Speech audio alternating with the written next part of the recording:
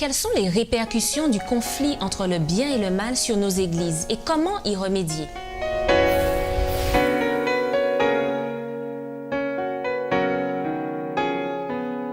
Bienvenue, chers amis, dans votre émission Autrement dit, une émission où l'on échange des réflexions autour de la parole de Dieu. Pour répondre à nos questions aujourd'hui, j'ai le plaisir d'accueillir Samuel Flamand et Eddy Michel Carpin. Bienvenue à tous les deux. Merci. Alors, nous approchons de la fin de nos études du trimestre sur le thème du conflit entre le bien et le mal. Et pour l'étude du jour, chers amis, je vous invite à prendre connaissance des 3 premiers chapitres du livre de l'Apocalypse, le dernier livre de la Bible écrit par l'apôtre Jean. Alors, dans les chapitres 2 et 3, on découvre une description de 7 églises, Éphèse, Smyrne, Pergame, etc. Alors, ma première question est la suivante. Est-ce que ces 7 églises ont réellement existé? Oui, ce sont 7 églises qui ont vraiment existé. Mais ce sur quoi il faudrait, à mon avis, attirer l'attention, à partir du moment où on sait que le livre des révélations, le livre de l'Apocalypse, c'est un livre prophétique, ce sont 7 églises qui représentent des périodes particulières de l'Église à travers le temps. On commence par l'église d'Éphèse, c'est l'église apostolique, pour terminer par l'église de la fin des temps. Donc toutes ces églises dont il est fait mention dans le livre de l'Apocalypse et dans ses premiers chapitres, représentent des périodes particulières de l'histoire de l'Église à travers les âges. Alors, quel est l'intérêt pour nous aujourd'hui, justement, de connaître ces églises, d'avoir toutes les informations qui sont données dans ces 2 chapitres de l'Apocalypse?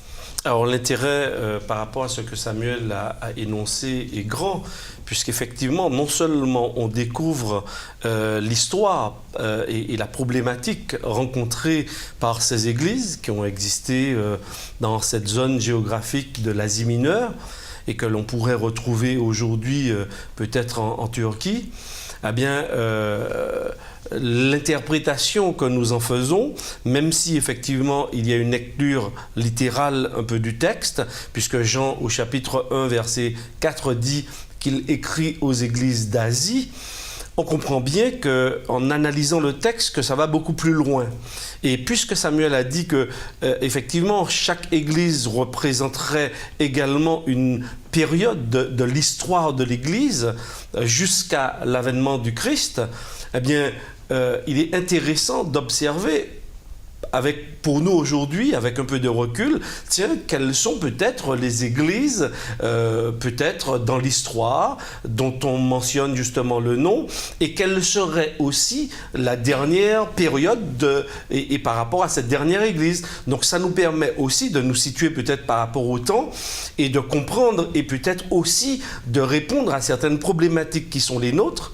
Donc oui, on peut tirer un enseignement global des églises en général, mais peut-être de façon spécifique concernant une église qui concernerait, par exemple, l'époque dans laquelle on est en train de vivre. On parle de quelle église précisément? Est-ce que là, Jean s'adresse à une communauté religieuse particulière? Juste une remarque que je voudrais souligner, il y a 7 églises.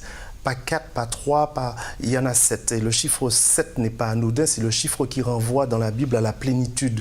Et on voit bien que les 7 églises vont couvrir une période, en fait, toute la période depuis l'époque de Jean jusqu'à la fin des temps. Lorsque Jean écrit sous l'inspiration divine, eh bien, il s'adresse à des églises. Il s'adresse donc à des communautés constituées.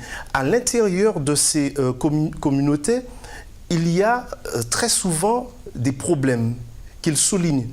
Il y a aussi des personnes au sein de ces églises-là qui sont fidèles. On a par exemple le cas de l'église de Philadelphie, et c'est la seule communauté au sein de laquelle il n'y a pas de problème apparemment à souligner, en tout cas qui soient des problèmes aussi important qu'il faille le souligner. C'est une église qui se situe justement dans une période de réveil et où il y a quelque chose un rapport à Dieu qui est extraordinaire par rapport et qui tranche par rapport aux églises d'avant. Qui sont précédentes. Oui. Alors, qu'est-ce qu'il est reproché justement à ces églises qui sont avant l'église que tu mentionnes, Samuel? Ben, qu'est-ce qu'on reproche à ces églises? Revenons au texte. Prenons le cas de l'église d'Éphèse. C'est l'église apostolique. C'est-à-dire la première église. Oui, la première église, donc on peut dire celle qui est contemporaine de Jean. Je connais tes œuvres, ton travail, ta persévérance, je sais que tu ne peux supporter les méchants, etc. Mais il souligne au verset 4, ce que j'ai contre toi, c'est que tu as abandonné ton premier amour. Et en fait, dans la Bible, on voit bien que la relation à Dieu est souvent traduite dans les prophéties comme une relation amoureuse. Et là, on voit qu'il est souligné que cette église-là a abandonné son premier amour. Donc, elle s'est éloignée de Dieu. Elle s'est éloignée de Jésus. On nous dit également il est dit aussi au sujet de cette église, c'est qu'il faut qu'elle se repente.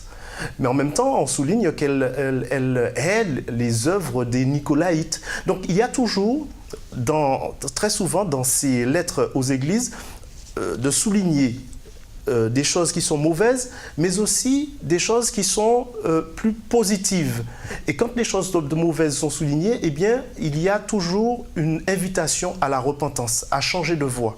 Alors, on voit bien que le message est collégial, si je peux m'exprimer ainsi, puisque à chaque fois, aussi bien dans le diagnostic qui est posé que dans les préconisations, Jean s'adresse ici bien à une communauté, tu l'as dit Samuel. Donc, est-ce à dire à ce moment-là que le salut de ces personnes dont il est fait mention serait donc collectif?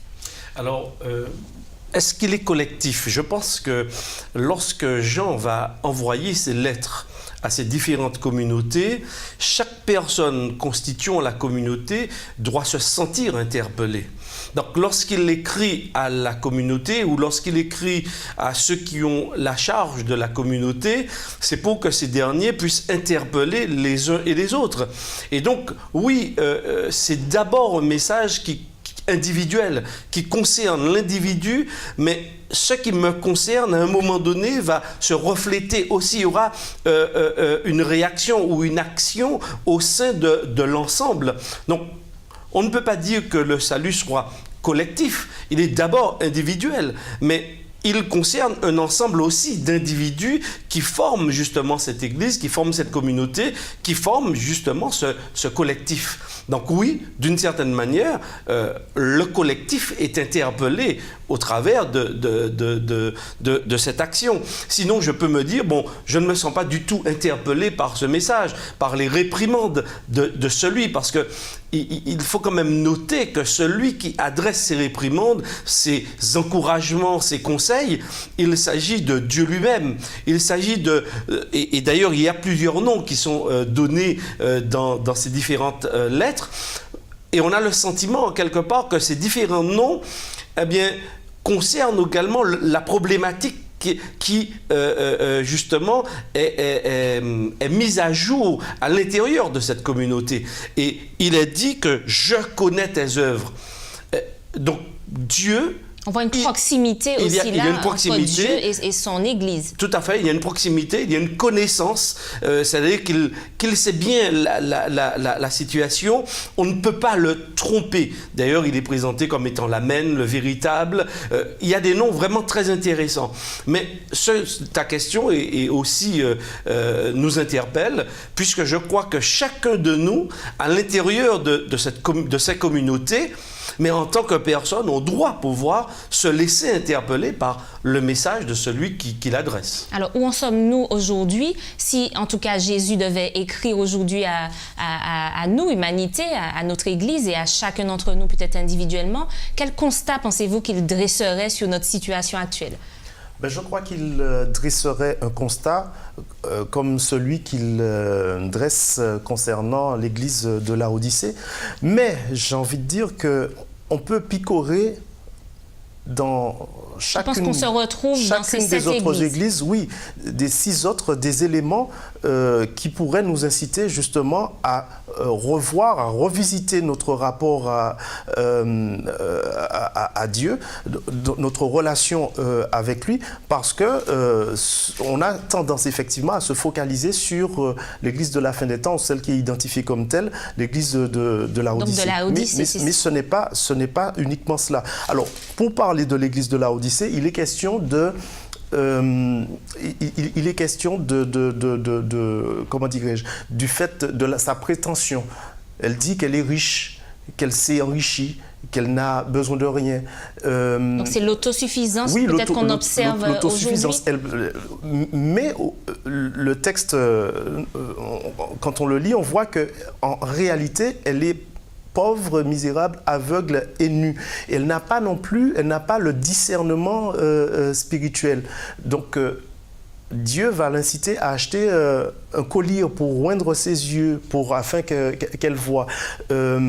C'est une église également qui se caractérise par le fait que elle marche clopin-clopant, un pied en dedans, un pied en dehors. C'est-à-dire on veut servir Dieu et en même temps oui, on est avec Satan. N'oublions pas qu'on parle de l'église. Donc elle n'est ni froide, ni bouillante, elle est tiède. Et ce que nous dit le texte, c'est que Dieu dit que je vais te vomir de ma bouche. Tu n'es ni froid ni bouillant. C'est bien que l'eau tiède, si on essaie de boire de l'eau tiède, on a envie effectivement de vomir. Alors comment se positionner clairement, vu ce triste constat, j'ai envie de dire, de tiédeur, comment se positionner clairement pour nos positions, soit pour Satan, soit pour Christ? Alors, comment se positionner? On va essayer d'y répondre, parce que parfois, ce n'est pas toujours simple. Ce n'est pas simple, tout à fait. Ce n'est pas toujours simple. Ce que j'observe, en tous les cas, dans l'étude de ces lettres envoyées aux différentes églises, c'est qu'il y a des qualités, mais il y a aussi des problèmes qui sont relevés par Dieu lui-même au sein de ces communautés. Et je crois qu'il faudrait justement avoir les oreilles et le cœur suffisamment tendres pour pouvoir entendre et recevoir les réprimandes de Dieu, mais recevoir aussi et entendre les qualités qui sont les nôtres, qu'il reconnaît justement à l'intérieur de ces communautés, pour pouvoir aussi renforcer ces qualités. Et alors, est-ce que Laodicée, qui nous concerne précisément, a des qualités quand même? Oui, très certain. Alors, le texte ne mentionne pas beaucoup de qualités, mais n'empêche, il y a une certaine richesse. Le texte le dit. Tout à fait. Les qualités qui sont là ont malheureusement tout de suite le revers. Donc, c'est vrai que parfois il est difficile, mais il y a une qualité par rapport à la richesse. La richesse, par exemple, aujourd'hui, on pourrait dire la richesse de la connaissance du texte biblique. La connaissance, parce que quand on regarde un peu, on se projette sur le passé, on regarde ce passé, eh bien, il y a tout le travail des pionniers, de ceux qui nous ont devancés, auxquels on bénéficie finalement de tout ce savoir. Nous pouvons en bénéficier aujourd'hui, auxquels nous pouvons faire référence aujourd'hui, qui peuvent nous donner des certitudes par rapport au texte biblique, par rapport à la révélation, à la fiabilité de ce texte. Et ça, c'est le résultat de tous les efforts passés. Donc oui, il y a une certaine richesse. Mais la difficulté, quand on est riche, c'est qu'on a tendance à parfois se dire, ok, on est arrivé et on ne va pas plus loin. Et c'est là où justement Samuel faisait mention de cela. On a besoin de ce collier, on a besoin de cet amour, premier amour, on a besoin de cette humilité amour. Aussi peut-être. Aussi, très certainement, qui nous permet de maintenir ce contact à la fois horizontal, la relation à l'autre, mais aussi le contact vertical avec Dieu. Ces deux aspects sont extrêmement importants dans le relationnel, dans le vécu religieux, je dirais. Eh bien, pour moi, c'est aussi une manière de demeurer dans ce droit fil que Dieu nous demande de rester, de se positionner, parce qu'effectivement, on l'observe d'ailleurs en lisant les textes, c'est que Satan est constamment à l'affût. Il est là, il veille, il guette la moindre erreur.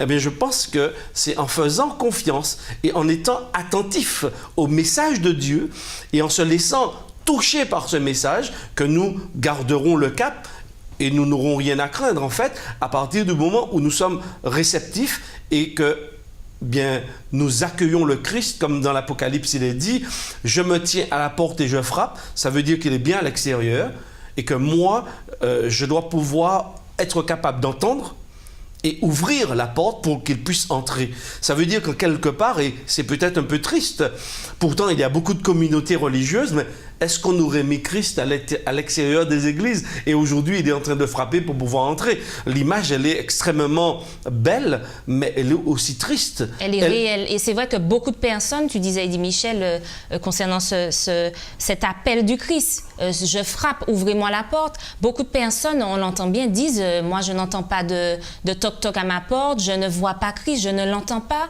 Alors, est-ce que cet appel est vraiment réel? Oui, cet appel, il est réel. Et je dirais même qu'il y a plusieurs cas de figure. Il y en a au moins 3 que je vois. Il y a ceux qui entendent et puis qui décident délibérément de ne pas ouvrir la porte. Il y a ceux qui entendent et qui ouvrent la porte. Et puis qui laissent Jésus là, tout en ayant ouvert la porte. Et puis, il y a ceux qui ouvrent la porte et qui acceptent de souper avec Jésus. Moi, je trouve que ce n'est pas anodin que le texte ajoute Jésus qui parle, il dit « Je me tiens à la porte et je frappe. Si quelqu'un ouvre la porte, j'entrerai avec lui, je souperai avec lui. » Et puis, il y a « et lui avec moi ». C'est-à-dire que... Tout à fait, un verset qu'on retrouve dans Apocalypse 3 au verset 20. Oui, en fait, Jésus, on peut lui ouvrir la porte, mais il ne s'impose pas. Déjà, il n'enfonce pas la porte, mais quand on lui ouvre la porte, il ne décide pas de venir souper avec nous. Il faut que nous voulions... Donc, il faut une réciprocité, oui, il faut qu'il y ait une réciprocité. Et parfois, on peut ouvrir la porte, ou se dire qu'on ouvre la porte, mais qu'on ne veuille pas souper avec Jésus. Donc lui, il veut souper avec nous, mais il faut que nous voulions souper avec lui. Parce qu'on peut être réceptif de manière très formelle aux enseignements de Jésus et dire « je suis d'accord avec cela ». Mais en fait, dans la traduction concrète dans nos vies et dans la relation avec lui, on ne lui accorde pas beaucoup de place, on ne lui accorde pas la place qu'il faudrait. Donc, on ne soupe pas avec lui à ce moment-là. Donc, il est là, il veut souper avec nous. C'est ce que tu veux dire. Parce que, en fait, de manière très formelle, on peut dire que oui, mais je suis un enfant de Dieu, je suis d'accord avec tout ce qui est dit là, j'aime Jésus, etc. Donc, on peut se dire oui, mais la porte, elle est ouverte. On a ouvert la porte. Mais on n'a pas de relation avec intime, lui. Donc la relation intime avec Dieu, je suppose, avec lui. Dans l'étude de sa parole, ce que nous sommes en train de faire justement, c'est ce que tu veux dire. Tout à fait. Regardez, au début du chapitre 2, l'église d'Éphèse, on nous parle de...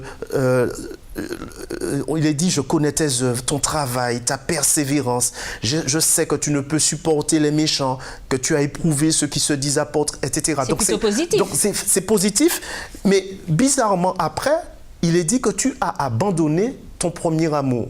Ça veut dire que il y a quelque chose qui manque. Tout à fait. Alors, est-ce qu'on peut parler dans la foi d'endurance?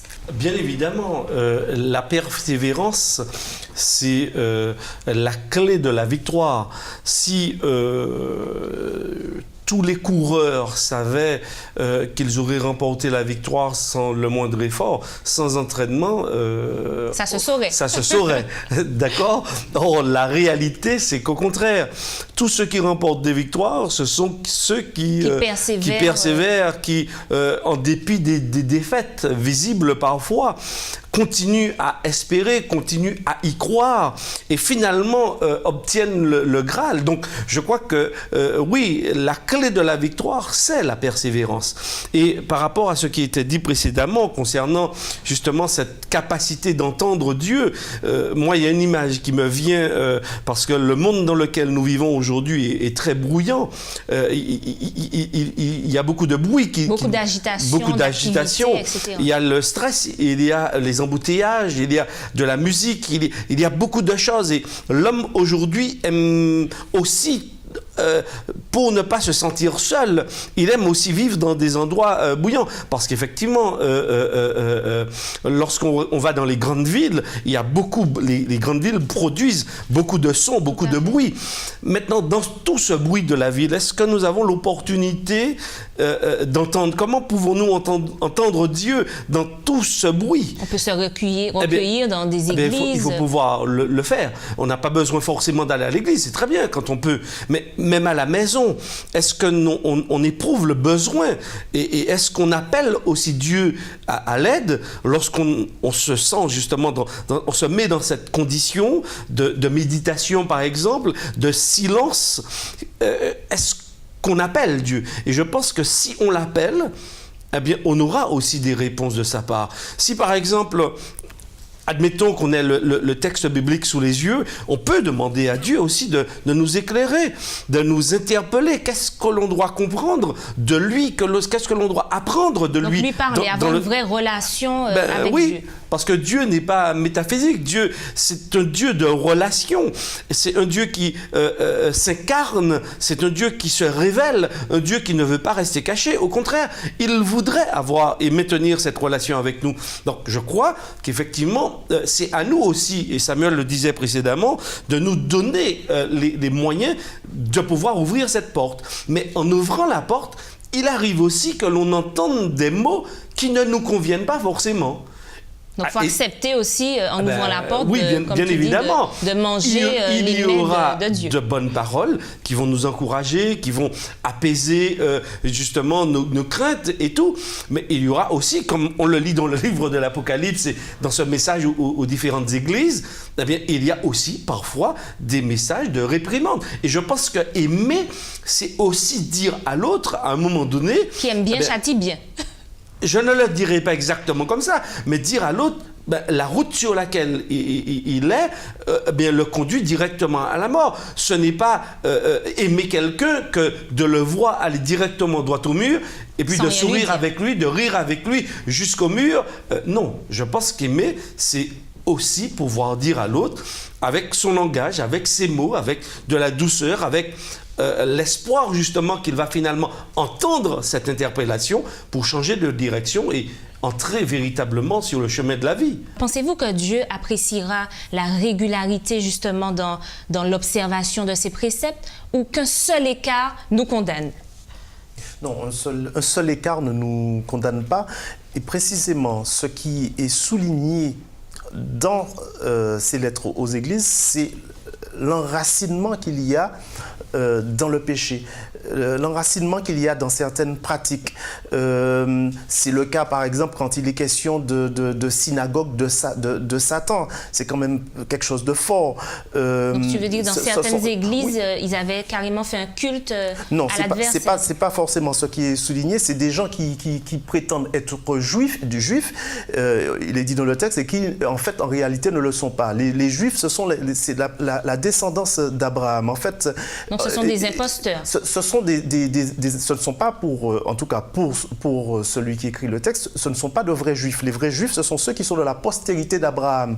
La postérité d'Abraham spirituellement, et du fait qu'ils refusent justement le vrai message, eh bien, ils sont considérés comme étant de faux juifs, donc de ceux qui ont constitué une synagogue à Satan, puisqu'ils rejettent justement Dieu. Donc, ils ont instauré une synagogue de Satan. C'est cela, par exemple, si tu permets, oui, quand il parle du fait qu'on permette au sein d'une église à la femme Jézabel, qui se dit prophétesse, d'intervenir, ça c'est un problème. On pourrait penser, par exemple, que dans une église aujourd'hui, dans nos églises aujourd'hui, eh bien, qu'il y ait quelqu'un dont l'enseignement soit complètement en opposition aux enseignements. Donc ce n'est pas le fait que ce soit une femme qui pose problème, précisément. Aux enseignements bibliques. Jézabel est utilisé là parce qu'on sait ce que Jézabel a fait dans l'Ancien Testament et quel rôle elle a joué auprès du roi Akab. Mais ce qu'il faut surtout retenir, c'est que dans l'Église, Ça peut se produire qu'il y ait une personne, femme ou homme, qui ait des enseignements qui ne sont pas en adéquation avec la parole de Dieu. Donc il faut être vigilant concernant ces choses-là, parce que l'Église est dans le monde et elle n'est pas exempte de ces choses-là. On peut trouver ces choses-là dans l'Église et il faut que les anciens, n'oublions pas que les lettres sont adressées à l'ange. L'ange, c'est l'ancien, celui qui est dépositaire d'une certaine, comment dirais-je, du sérieux voilà, dans l'Église et qui est porteur aussi de certains messages au sein de l'Église. Donc il faut que ces personnes-là puissent faire attention à toutes ces choses-là. Pensez-vous, par rapport à ce que dit Samuel, qu'on pourra retrouver à la fin des temps des personnes qui sont nées dans l'Église, qui ont grandi dans l'Église et qui pour autant, à la fin des temps, ne seront pas sauvées? Alors, ce qui est important dans la lecture de la Bible, c'est que ce n'est pas une présence constante ou inconstante à l'Église qui apporte le salut. Celui qui donne le salut, c'est Jésus-Christ. Et notre attachement à Jésus, et donc quel que soit le nombre de temps que l'on aura passé à l'intérieur d'une communauté, ce n'est pas le plus important. Alors, qu'est-ce qui fera la différence, in fine? Ce qui fait la différence, c'est notre attachement.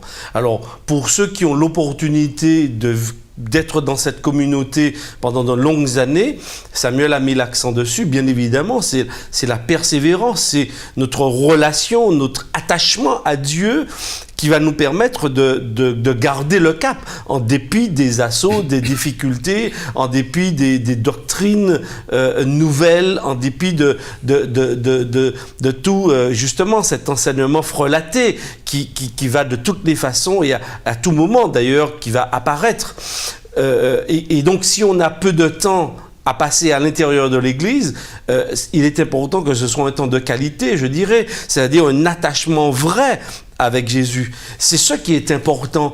Moi, l'image que j'ai de Dieu dans la Bible, ce n'est pas un Dieu qui me surveille, ce n'est pas un Dieu qui veut me faire sortir du salut. Au contraire, c'est un Dieu qui m'aime, c'est un Dieu qui veut que je demeure dans ce salut. Et donc, il m'invite à avoir cette relation, à maintenir la relation avec lui et que cela rejaillisse dans mes rapports avec les autres. Et à partir du moment où je suis dans cette dynamique avec lui, personnellement, je n'ai rien à craindre. Alors, si je comprends bien, dit Michel, on pourrait dire que ce qui compte, c'est l'amour, c'est la fraternité.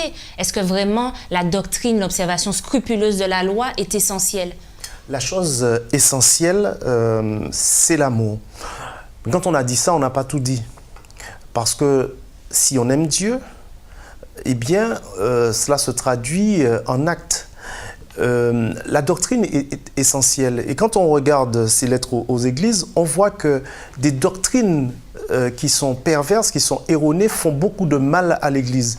Il est question de la doctrine des Nicolaïtes, il est question de la doctrine de Balaam, il est question de Jézabel qui enseigne des choses qui sont répréhensibles. À chaque fois qu'il s'agisse de cette doctrine de Nicolaïte dont on ne sait pas grand-chose, mais en tout cas on sait une chose, c'est que ce n'est pas une bonne doctrine, ce n'est pas quelque chose de profitable à l'Église. Quand il est question de la doctrine de Balaam, donc, qui renvoie à l'impudicité et à et tout ce que ça a comme conséquence négative dans l'Église, eh bien on sait là aussi que ce n'est pas quelque chose de positif. Pour ce qui est de la prophétesse Jézabel, qui enseignait des fausses doctrines, on voit également les conséquences négatives que ça peut avoir.